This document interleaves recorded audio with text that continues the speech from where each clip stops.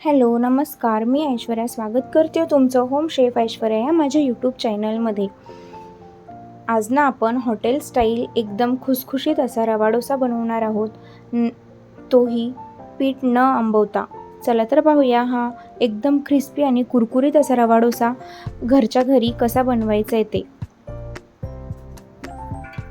इथे ना मी एका मिक्सरच्या भांड्यामध्ये रवा घेतीये। आपला जो उपमा बनवायचा रवा असतो ना तो रवा घ्यायचा आहे।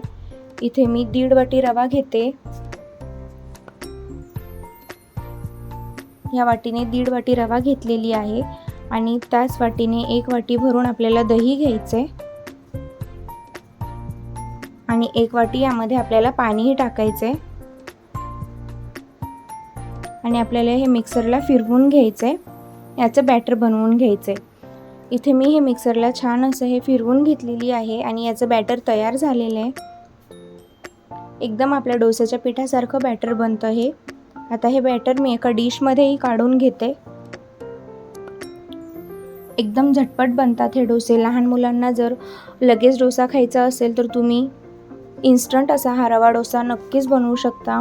लहान मुलांच्या टिफिनलाही देऊ शकता। यामध्ये मी थोडंसं पाणीही टाकलेली आहे आणि हे छान असं व्यवस्थित मिक्स करून घेते। आपल्याला ही कन्सिस्टन्सी हवी आहे आपल्याला या बॅटरची।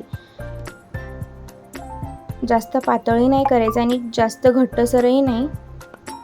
आता या बॅटरवरती मी झाकण ठेवते आणि अर्धा ते 1 तास हे आपल्याला बॅटर असंच ठेवायचं आहे। आणि मी अर्ध्या तासाच्या नंतर हे बॅटर मध्ये ना आता मी मीठ टाकते 1 चम्मच आणि 1 चम्मच ना आपल्याला इनो टाकायचे आणि हे सगळं व्यवस्थित असं मिक्स करून घ्यायचंय।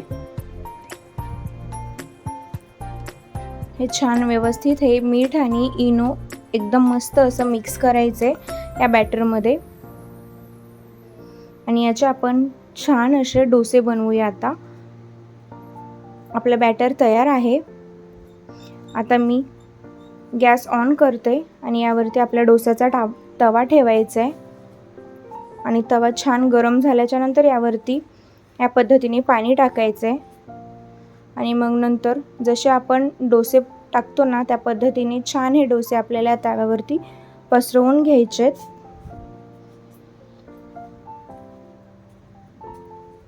एकदम झटपट बनणारे, एकदम क्रिस्पी आणि लहानांपासून मोठ्यांपर्यंत सगळ्यांनाच आवडणारे हे आपले रवा डोसा आहे। यावरती मी तेलही सोडते बाजूने आणि मी याला आता पलटून घेते आणि दुसऱ्या साईडनेही छान व्यवस्थित असा हा डोसा भाजून घेणार आहे।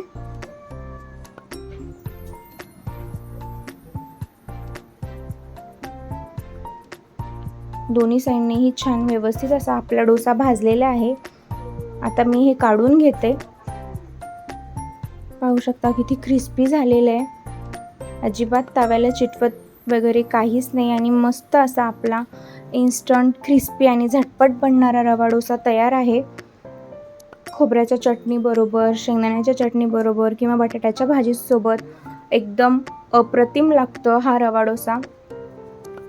तुम्ही घरी एकदा नक्कीच बनवा आणि कमेंट करून सांगा की कसा झाला होता ते। आपण उद्या पुन्हा भेटूया एका नवीन रेसिपीसोबत। जर रेसिपी आवडली असेल तर चॅनलला लाईक, शेअर आणि सबस्क्राईब करायला विसरू नका। Thank you for watching.